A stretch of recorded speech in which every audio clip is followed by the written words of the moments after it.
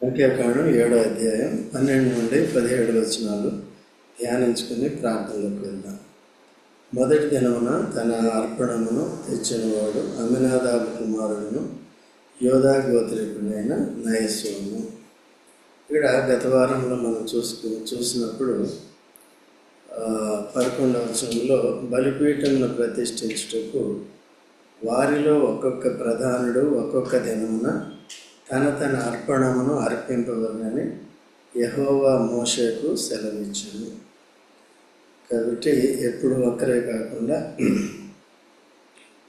దేవుడు ఏంటంటే ఆ గోత్రికుల్లో ఉన్న ముఖ్యులైన వారిని ప్రధానుల్ని బలిపీఠం ప్రతిష్ఠించటకు వారిలో ఒక్కొక్క ప్రధానుడు ఒక్కొక్క దినమున తన అర్పణను అర్పించవాలని యెహోవా మోషేకు సెలవిచ్చాడు. అలాగా మోషే తప్పనిసరిగా దేవుడు చెప్పినట్టుగానే ప్రజల చేత చేయించేవాడని మనకు తెలుసు. సో యేసుక్రీస్తు ప్రభువును మనం చూసినప్పుడు మనం ఏ విషయంలో కూడా సరిగా చేయనప్పటికీ కూడా దేవుడు తాను సమస్తాన్ని, యేసుక్రీస్తు ప్రభు సమస్తాన్ని దేవుడు చెప్పినట్టుగా తూచా తప్పకుండా చేశాడు. చివరికి మన కొరకు ప్రాణం పెట్టాలంటే కూడా పెట్టాడు అన్నమాట. ఇప్పుడు యేసుక్రీస్తు ప్రభువే మనకు మాదిరి, యేసుక్రీస్తు ప్రభువే బలులన్నిటికీ కూడా అంతము. ఆ బలులన్నీ మన కొరకే అర్పించాడు కనుక మనం కూడా ఇప్పుడు ఆత్మ సంబంధమైన బలులు అర్పించాలి. 1 పేతురు 2వ అధ్యాయము 4వ వచనం చదవండి. 1 పేతురు 2వ అధ్యాయం 4వ వచనం త్వరగా చదివేవాళ్ళు. 1 పేతురు దేవదూతలు పాపం చేసినప్పుడు కాదమ్మా, 1 పేతురు 2వ మనుష్యుల చేత విసర్జింపబడినను దేవుని దృష్టికి ఏర్పరచబడినదియు అమూల్యమును సజీవమునైన రాయియగు ప్రభువునొద్దకు వచ్చిన వారై యేసుక్రీస్తు ద్వారా దేవునికి అనుకూలములగు ఆత్మ సంబంధమైన బలులను అర్పించుటకు. చూసారండి, యేసుక్రీస్తు ద్వారా అంటే ధర్మశాస్త్ర సంబంధమైన బలి రూపకంగా ధర్మశాస్త్ర సంబంధమైన బలులన్నీ, జంతు బలులన్నిటినీ సమాప్తి చేయటానికి తానే ధర్మశాస్త్రంలో ఉన్న అన్ని బలులు మన పక్షంగా, అటు యూదుల పక్షంగా కానీ గ్రీసు దేశస్తులైన లేక అన్యజనులమైన మన పక్షంగా కానీ తాను జరిగించాడు. కానీ కనుక ఇప్పుడు పేతురు ఏమంటున్నాడంటే ఆయనకి సరైన గ్రహింపు వచ్చింది. పేతురు కూడా ధర్మశాస్త్రాన్ని ఎరిగినవాడు, ధర్మశాస్త్ర సంబంధే. ఇప్పుడు ఆ బలులు అర్పించడం మానేసి యేసుక్రీస్తు ప్రభు ద్వారా దేవునికి అనుకూలములకు ఆత్మ సంబంధమైన బలులు అర్పించాలని వారికి చెప్తున్నాడు. సో అందుకనే ఈ విషయాలన్నీ కూడా పేతురు ఎలా గ్రహించాడో కొత్త నిబంధనలో దాన్ని మనం కూడా గ్రహించి ఆ ప్రకారం చేయాలి. ఇప్పుడు ఆత్మ సంబంధమైన బలులు అంటే భౌతికమైన శరీర సంబంధమైన గొర్రె మేకలు ఏమీ అవసరం లేదు. కనుక మనం జిహ్వా ఫలాన్ని అర్పించాలి, గ్రహింపుతో అర్పించాలి.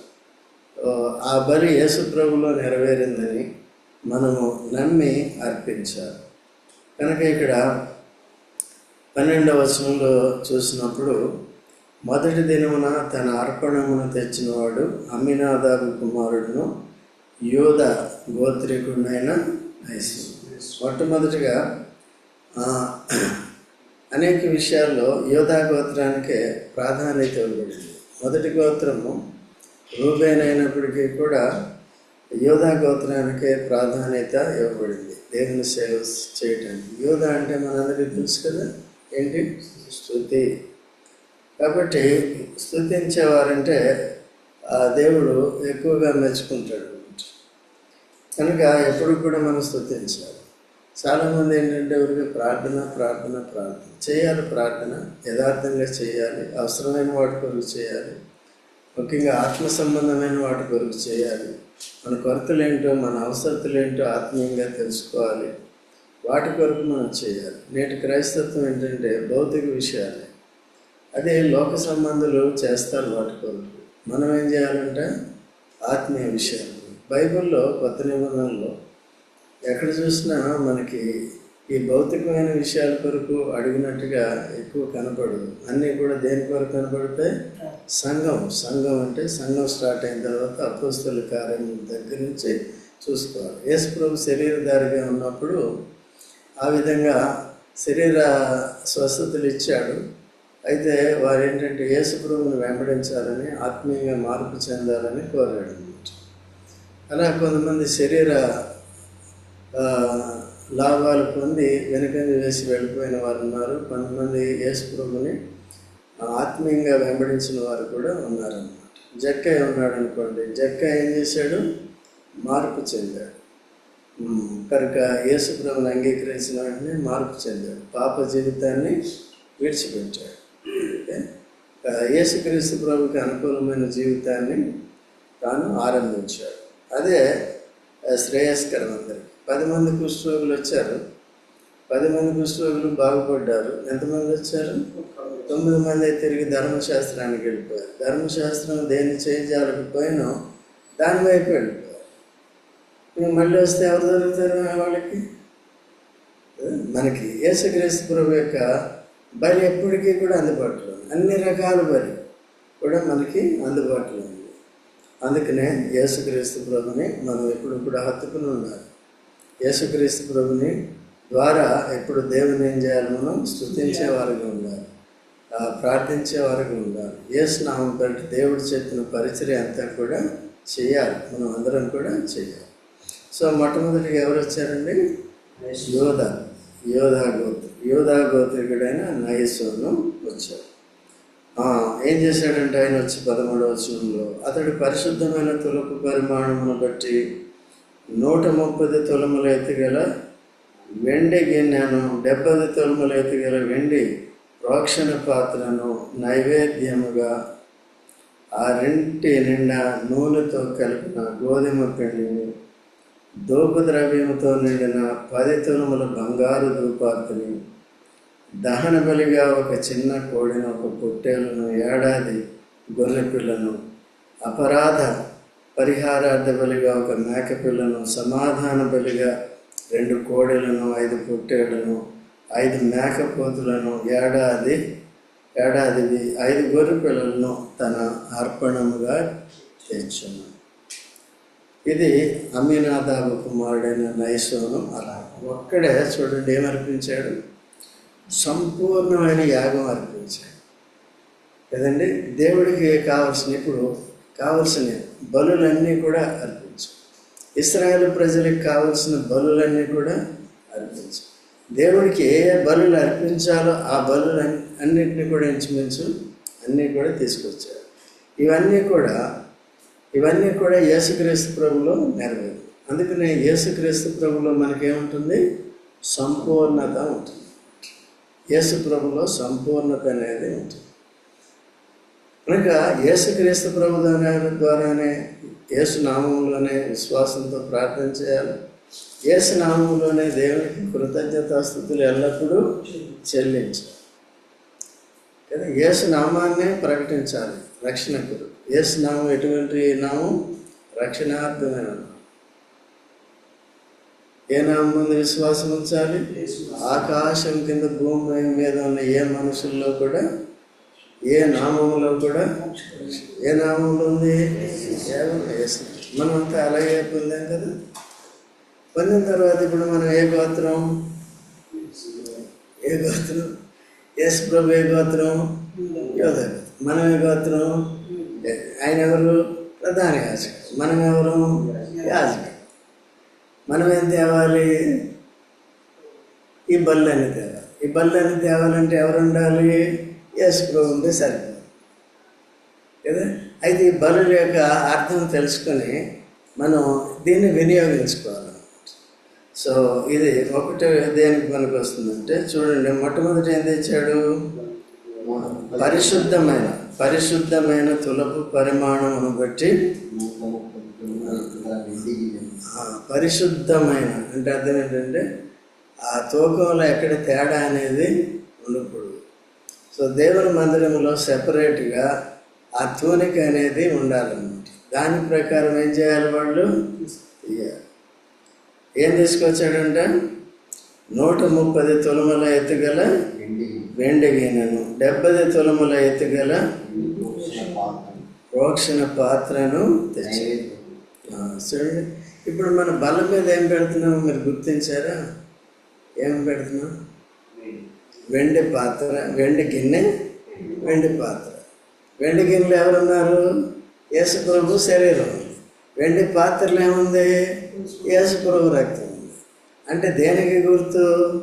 యేసుక్రీస్తు ప్రభు ద్వారానే నేను విమోచింపబడ్డాను. వెండి దేనికి గుర్తుగా ఉంది? విమోచనకి గుర్తుగా ఉంది. పాప శాపాల నుంచి విమోచించాడు. మొట్టమొదటిగా దేవుడు క్రీస్తునందు మనం విశ్వాసం ఉంచినప్పుడు, రక్షకుడిగా ప్రభువుగా అంగీకరించినప్పుడు, నా పాపముల కొరకు క్రీస్తు సిలువేయబడి రక్తం కాచి చనిపోయి తిరిగి లేస్తున్నాడు హృదయం విశ్వాసం ఉంచి పశ్చాత్తాపడి మన పాపాలను ఒప్పుకున్నప్పుడు మనకి విమోచన దొరికింది. దేని నుండి? పాపము నుండి, శాపము నుండి, నరకం నుండి, సాతాను అధికారం నుండి, ఈ లోక ఆశల నుండి విమోచన అంటే విడుదల. దీన్ని మనం అర్థం చేసుకోవాలి అంటే ఇశ్రాయేల్ పాత నిబంధనలో దీని విజువల్స్ అన్నీ ఉంటాయన్నమాట. కొత్త నిబంధనలో ఉన్నంత ఆ దృష్టాంతాలన్నీ కూడా అక్కడికి వెళ్ళి చూసుకోవచ్చు. వేరే ఎగ్జాంపుల్కి, ప్రైవేట్ ఎగ్జాంపుల్స్కి వెళ్తే మానవ ఎగ్జాంపుల్స్కి కొన్ని తప్పులు కూడా ఉంటాయి. సో అదేంటంటే ఇశ్రాయేల్ని ఐగుప్తు నుంచి బయటికి తీసుకురావాలన్నప్పుడు 2 సంగతులు జరిగింది. ఒకటి ఏంటంటే ప్రతి ఇంట్లో ఒక గొర్రె పిల్లని కానీ, మేక పిల్లని కానీ, ఏడాది మేక పిల్లని కానీ, నిర్దోషమైన దాన్ని ఏం చేయాలి? ఒకవేళ బీదవాళ్ళు అయితే, లేకపోతే మనుషులు ఎక్కువ మంది లేకపోతే పొత్తులో కూడా ఇద్దరిద్దరు అట్లా చేసుకోవచ్చు. తీసి మొట్టమొదటిగా రక్తాన్ని ద్వారబంధాల మీద, నిలువు కమ్మి, అడ్డకమ్మి మీద ప్రోక్షించాలి. ఓకే, ఆ ఇంట్లో ఏమైంది? మరణ శాసనం లేదు. మరణదూత ప్రవేశించినప్పుడు మరణం అనేది మరణ శాసనం నుంచి విడుదల పొందారు. ఐగుప్తీయులందరూ కూడా ఏమయ్యారంటే తొలిసూల పిల్లలంతా చనిపోయారు. రెండవది, రక్త ప్రోక్షణ ద్వారా వారు బ్రతికి అందరూ కూడా బయటకు వచ్చారు. బయటకు వచ్చిన తర్వాత ఎర్ర సముద్రం అడ్డంగా ఉంది కనుక ఏమైంది? వెనక శత్రు సాతాను ఉన్నాడు, ముందే ఉందండి సముద్రం ఉంది కనుక మోషేకి దేవుడు చెప్పాడు, నీకు ఇచ్చిన అధికారం కర్ర సముద్రం వైపు పెట్టాడు. వెంటనే ఏమైపోయింది? బయటకు వచ్చేసి. అది దేని గుర్తుగా ఉంది? అది బాప్తిసానికి గుర్తుగా ఉంది. అర్థమైందా? యేసు రక్తం ద్వారా మనం ఏం చేసాం? అందుకనే విమోచన క్రైదనం అంటే యేసు రక్తము. యేసు రక్తం ద్వారా కడగబడి, పవిత్రపరచబడి, పరిశుద్ధపరచబడి ఉంచాం. సో ఆ ప్రజల ఎదుట రక్త ప్రోక్షణ ద్వారా విమోచింపబడిన, అంటే ఐగుప్తు నుంచి, ఫరో అధికారం నుంచి విడుదల పొందిన వారి ఎదుట ఎర్ర సముద్రం నిలబడలేదు. కాబట్టి ఎర్ర సముద్రం పాయలైపోయింది, అందరూ కూడా దాటారు. తర్వాత మూసుకుపోయింది, శత్రువు దాంట్లో కొట్టుకుపోయాడు, వీళ్ళు బయటికి. ఇది విమోచన అంటే, పూర్తి విమోచన అంటే ఏంటి? ఐగుప్తు నుంచి, ఫరో అధికారం నుండి, వారి బానిసత్వం నుంచి, వారి నిట్టూర్పులు, ఏడుపుల నుంచి, దాని అంతటి నుంచి కూడా ఏమైపోయారు? ఇప్పుడు మానవ అధికారంలో లేరు వాళ్ళు, ఫరో అధికారంలో లేరు. ఎవరి అధికారంలోకి వచ్చేసారు? దేవుని యొక్క అధికారంలోకి వచ్చేసారు. మనం కూడా విమోచింపబడిన తర్వాత సాతాను అధికారంలో లేము. ఇంకెవరు? మన సొంత ఇష్టాలు నెరవేర్చుకోవడానికి కూడా వీలు లేదు. సో మన పాప శాపాలన్నిటి నుంచి విడిపించాడు. తర్వాత మనం పొందబోయే నరకం నుంచి కూడా మనల్ని రక్షించాడు. ఇదే విమోచన. దీన్ని టోటల్గా ఏమంటారంటే రక్షణ అంటారు. ఈ రక్షణ మనం ఎలా కొనసాగించుకోవాలి? భయంతోనూ. భయం అంటే ఏంటి? దేవుని ఎందుకు భయం అంటే అదే తప్పులు చేయకుండా ఉండడమే దేవుని అంటే. తప్పులు చేస్తూ నేను దేవుడు అంటే నాకు ఎంత భయం అండి కదా. యోసేపు తిడతాడు ఆయన దగ్గరికి పోతే.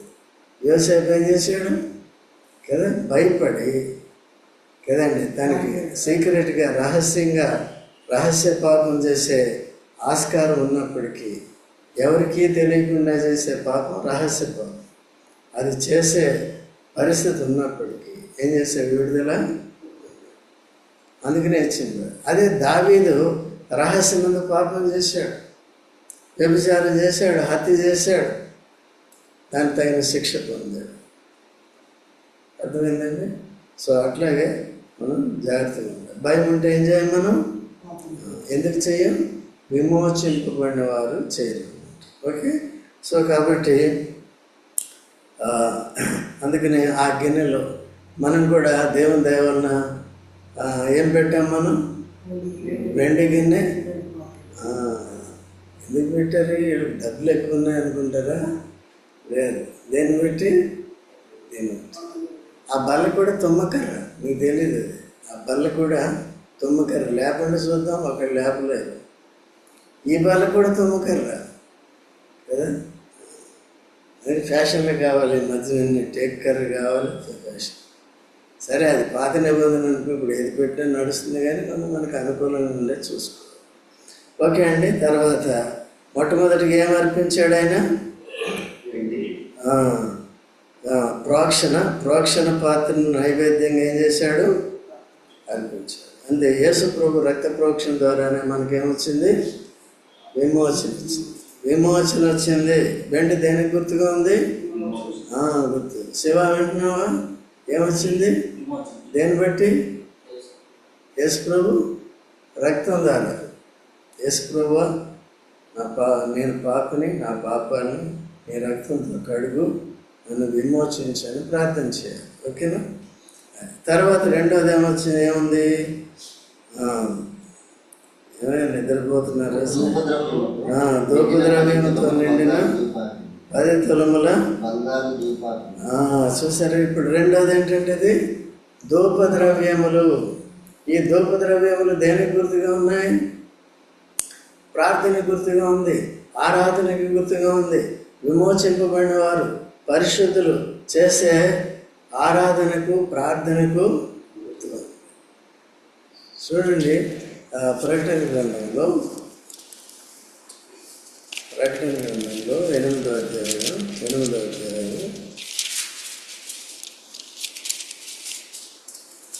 అధ్యాయము 3వ వచనం చదవండి. మరియు సువర్ణ దీపాత చేత పట్టుకుని వేరొక దూత వచ్చి బలిపీఠం ఎదుట నిలువగా, సింహాసనం ఎదుట ఉన్న సువర్ణ బలిపీఠము పైన పరిశుద్ధులందరి ప్రార్థనలతో కలుపుతారు. అతనికి బహు ధూపద్రవ్యములు ఇవ్వబడతాయి. చూశారండి, సువర్ణ బలిపీఠం పైన పరిశుద్ధులందరి ప్రార్థనలతో కలుపుటకే అతనికి ధూపద్రవ్యాలు ఎందుకు వేస్తారంటే, ఇప్పుడు చూడండి, అక్కడ పాత్రలో సువాసన వేశారనుకోండి, దాన్ని పొగ తెప్పించే సాంబ్రాణి లాంటిది అది వేసి వెలిగిస్తే ఏమవుతుంది? దాంతోపాటు ఆ వాసన కూడా పైకి వస్తుంది. సో ధూపద్రవ్యాలు అంటే దేవునికి ఇష్టమైన ప్రార్థనలు చేయాలి, దేవునికి అంగీకారమైన ప్రార్థనలు చేయాలి, పైకి వెళ్ళేటటువంటి ప్రార్థనలు చేయాలి. ఏ పాత్రలో ఉన్నాయి ధూపద్రవ్యాలు? బంగారు దేనికి గుర్తుగా ఉంది? పరిశుద్ధతకి గుర్తుగా ఉంది. పరిశుద్ధత ఎట్లా వస్తుంది? యేసుక్రీస్తు ప్రభు రక్తం ద్వారా. రెండోది ఎట్లా వస్తుంది? త్వరగా చూడండి. 1 పేతురు 1వ అధ్యాయము 7వ వచనం.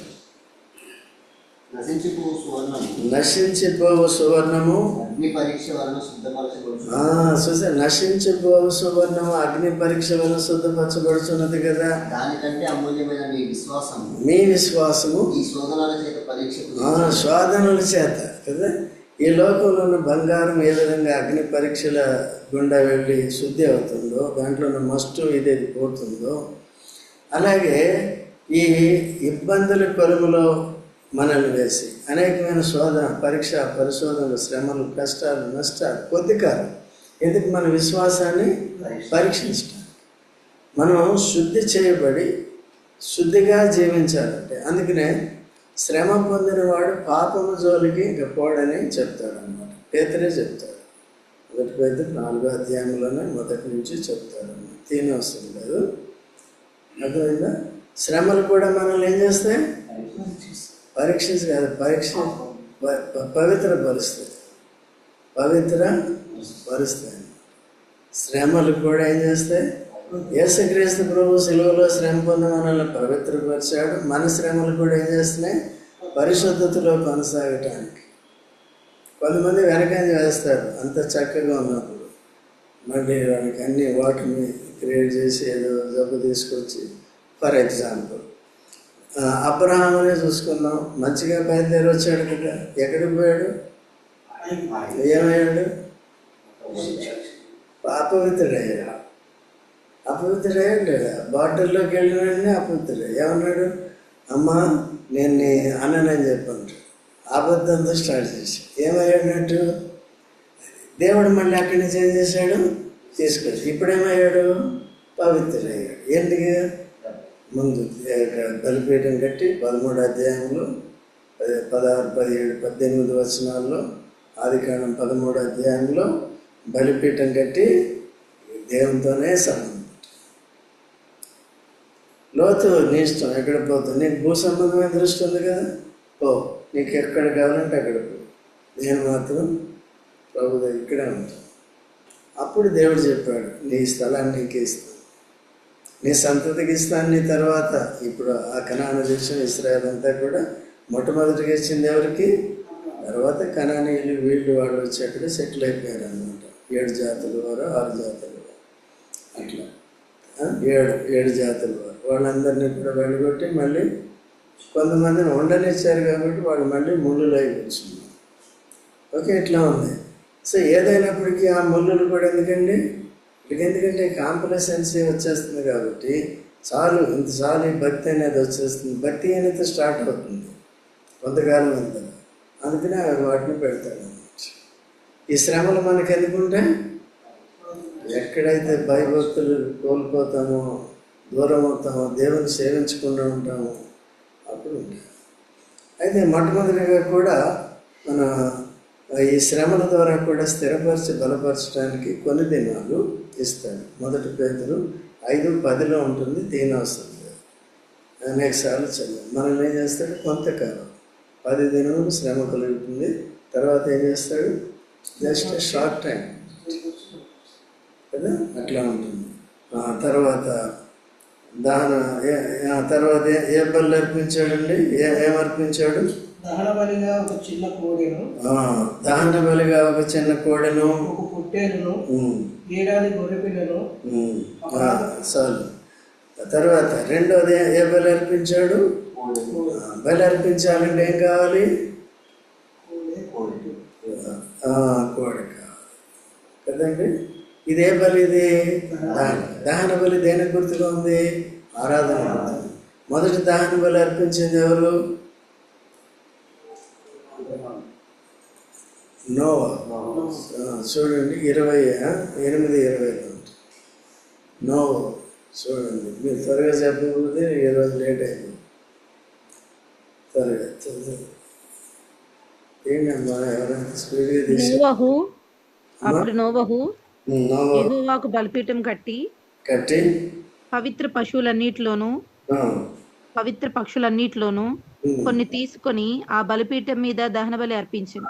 అదే రక్షణ పొందిన తర్వాత నూతన భూమి, నూతన ఆకాశాన్ని గుర్తుగా ఉన్న ప్రక్షాళన చేయబడిన భూమి మీదకి వచ్చినప్పుడు ఎన్ని పవిత్ర పక్షులు, వీళ్ళు కూడా ఏం చేయాలి, కోడెను, నెమరు వేసే జంతువులను ఏం చేయాలి, దహన బలిగా అర్పించాలి. పవిత్ర పక్షుల్ని, పవిత్ర జంతువుల్ని అర్పించాలి. అది ఏం చేయాలి, దహన బలి అంటే ఏంటి, దహనం చేయాలి. దహనం చేయడం అంటే ఏంటి, కాల్చేయాలి. కాల్చేసినప్పుడు ఏముంది, ఆ పొగను ఆ గ్రామం నుంచి ఇలా పీల్చి సంతోషించాలి. దహన బలి పరిపూర్ణమైన. ఇప్పుడు మనం యేసుక్రీస్తు ప్రభు కూడా, యేసు ప్రభువే దేవునికి ఇష్టమైన యాగముగా మనమందరం దేవుని స్తుతించాలని, ఆరాధించాలని మన కొరకు దహన బలిగా చేయబడ్డాడు. ఎక్కడ మన దహన బలి పశువు కూడా ఎవరండి, యేసు ప్రభు. ఆయన ద్వారానే దేవుని ఏం చేయాలి, ఇప్పుడు ఆరాధించాలి. ఓకేనా, యేసు ప్రభు లేకపోతే మన పాపం పరిహారం కాదు, మనం దేవునితో సంబంధ సహవాసాలు పెట్టుకోలేం. మన స్థితి అంతా కూడా దేవునికి దూరంగా నరకంలో యుగాలు కూడా ఉండాలి. ఇక్కడ అపవిత్రులుగా ఉంటాం, వ్యర్థమైన జీవితం జీవిస్తాం, వెళ్ళిపోతాం. అట్లా వీటన్నిటి నుంచి కూడా తప్పించాడు లేదు. సో తర్వాత ముఖ్యమైన బలి ఏంది? ఎప్పుడు కూడా ప్రార్థన చేసేటప్పుడు కూడా మొదట ఏం చేయాలి? దేవుని స్తుతించాలి. ఆయన చేసిన ఉపకారంలో దేన్ని కూడా మరొకరు.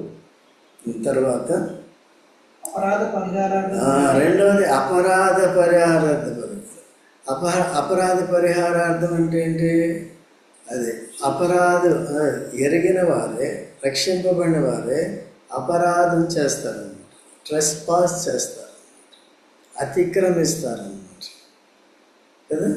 ఒకవేళ ఇప్పుడు దేవుని బిడ్డలమయ్యాము, పాపం చేస్తే నరకానికి వెళ్ళిపోతాము. ఇప్పుడు ఏముంది? నెక్స్ట్ ఏంటి? అపరాధం. ప్రభువా ఈ పొరపాటు అయిపోయింది, అందుకనే మనకి బల్ల పెట్టాడు ఇక్కడ.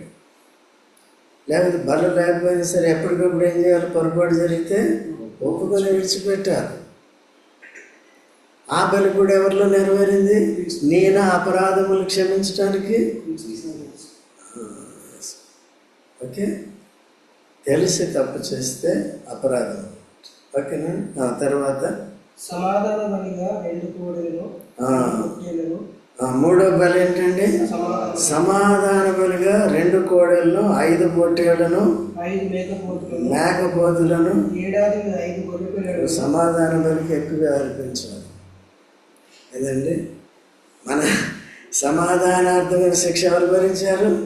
యేసు ప్రభువుని అంత శ్రమ పెడితే దేవునితో సమాధానపరచడానికి మళ్ళీ మనం తప్పులు చేసి, అటు దేవునికి విరోధమైన కార్యాలు చేసి, మనుషులకు అన్యాయం చేసి, అట్లా భక్తిహీనంగా తయారైతే ఎన్ని 7 పొట్టేళ్ళ, 2 కోడెలను, 5 పొట్టేళ్లను, మొత్తం ఏడాది అర్పించాలి. సో తద్వారా ఏమవుతుందంటే పాత నిబంధనలో ఇన్ని నియమాలు. సో తప్పు దీనికంటే వాళ్ళు ఏమంటారు, తప్పు చేయకుండా ఉంటేనే బెటర్ అని ఫీలింగ్ వస్తుంది. కానీ అలాగే లేదు. ఇవన్నీ ఉన్నప్పటికీ చేస్తాను. అర్థమైందా? అయితే ఇది అర్పించేలేదు, అది చేసేది లేదు, ఏం లేదు. కనుక ఎన్నో సేవ ఎన్ని అర్పించారు? 5. ఏం బలి ఇది? ఎన్ని బలులు ఇప్పుడు చూసాను చెప్పండి. ఏంటవి? దహన బలి, అపరాధ పాప పరిహారార్థ బలి, సమాధాన బలి. ఈ మూడిట్లో ఏది ముఖ్యం? ఏది ముఖ్యం? 3 నేను చేస్తున్నావా? 3 ఆరాధిస్తున్నావా? తప్పు జరిగినప్పుడు ఒప్పుకుని విడిచిపెడుతున్నావా? దేవుని మందిరానికి వస్తే సరిపోదు, ప్రార్థన చేయకపోవడం కూడా పాపమే. సమయాలు అంటాడు, మీ కొరకు ప్రార్థన చేయకపోతే నేను పాపం చేసిన వాడిని అగుదును. అందుకనే మిమ్మల్ని అడ్వైజ్ చేస్తున్నాను. రోజు యూత్ గ్రూప్లో మెసేజ్ పెట్టలేదు ఈరోజు. ఇదేంటిది? అపరాధం. ఏం కావాలి ఇప్పుడు? ఇట్లా దేవునితో సమాధానాన్ని కోల్పోకూడదు. ఓకేనా? కాబట్టి ఎప్పుడు కూడా సమాధానము కలిగి ఉండాలి. లోతు దేవునితో సమాధానాన్ని కోల్పోయాడు. ఏమయ్యాడండి? అబ్రహాము తర్వాత 14 ద్వారా పాఠాలు నేర్చుకుని స్థిరపడిన తర్వాత సమాధానాన్ని కోల్పోయాడు. అంటే కొన్నిసార్లు పొరపాట్లు చేశాడు, మళ్ళీ ఆగరిని ఇవన్నీ చేశాడు. వెంటనే ఏం చేసేవాడు?